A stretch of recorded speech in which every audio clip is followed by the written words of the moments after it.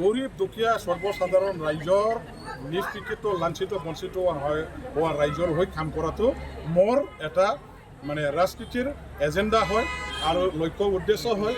এই নীতি এজেণ্ডা লক্ষ্য উদ্দেশ্য লৈয়ে সমষ্টি বাকী যিমানবোৰ জাতি জনগোষ্ঠী আছে, বড়ো, আদিবাসী, নেপালী, ৰাভা, আমাৰ ইয়াত বেংগলী, মুছলিম যিসকল আছে, তেওঁলোকৰ অঞ্চলবিলাকৰ উন্নয়নৰ কাৰণে, অধিকাৰৰ কাৰণে, শৈক্ষিক দিশত, স্বাস্থ্যৰ দিশত, ৰাস্তাৰ দিশত, আমাৰ কৃষকসকলৰ কাৰণে যি কৰিব লাগে সন্মুখত যিটো দেখা পাওঁ মই সেইটোকে কাম কৰোঁ। যিমান দিনলৈকে মই স্ব ইচ্ছাই নিজে দতমা সমষ্টিৰ পৰা নিৰ্বাচনী প্ৰতিদ্বন্দ্বিতাৰ পৰা মই যদি আঁতৰি নাযাওঁ, যিমান দিনলৈকে মই আঁতৰি নাযাওঁ, সিমান দিনলৈকে এইটো বিৰোধী দলে মোক কোনো নিৰ্বাচনত হৰুৱাব নোৱাৰে। এই কথা মই আজি ডাঠিকে ক'ব পাৰোঁ। এইবাৰ নিৰ্বাচন শেষ হৈ গ'ল। মই আজিৰ পৰাই আকৌ অহা 5 বছৰৰ মূৰত যিটো নিৰ্বাচন হ'ব, এই নিৰ্বাচনৰ কাৰণে কেনেকৈ সেই নিৰ্বাচনত জিকিব লাগে এই ৰণকৌশল যুগুত কৰিছোঁ ইতিমধ্যে, আৰু সেই নীতিটো লৈয়ে মই আহি থকা দিনবিলাকত কাম কৰি যাম। অহা 5 বছৰত হ'ব লগা নিৰ্বাচনৰ কাৰণে আজিৰ পৰাই মই সাজু।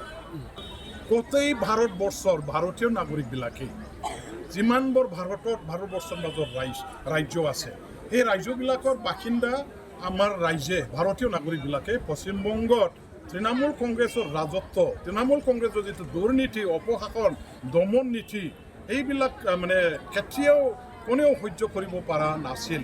যাৰ কাৰণে এই দমনমূলক নীতি, এইবিলাক মানে ভ্ৰষ্টাচাৰ, এইবিলাক মানে অত্যাচাৰৰ পৰা পৰিত্ৰাণ দিয়াবৰ কাৰণে ভাৰতীয় নাগৰিকবিলাকে চবেই বিচাৰিছিল, বিভিন্ন ৰাজ্যত থকা ভাৰতীয়বিলাকে।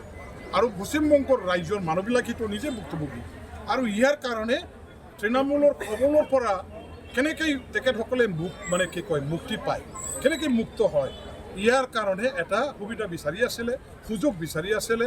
আৰু এই নিৰ্বাচনত যিহেতু আমাৰ ভাৰতৰ নিৰ্বাচনী আয়োগৰ পৰা যেনেকুৱা ধৰণৰ তেখেতসকলে কটকটীয়া নিৰাপত্তা দিয়াৰ দ্বাৰা দি ভয় ভাবুকি বিহীন এটা মানে শান্তিপূৰ্ণ নিৰ্বাচন পাতিবৰ কাৰণে যাৱতীয় যি মানে ব্যৱস্থা হাতত ল'লে, ইয়াৰ ফলত কি হ'ল যে নিজৰ পচন্দৰ ব্যক্তিসকলক, কেণ্ডিডেটসকলক ভোট দিবৰ কাৰণে বেংগলৰ মানুহবিলাকে সমষ্টিবিলাকত তেওঁলোকে সুযোগ পালে।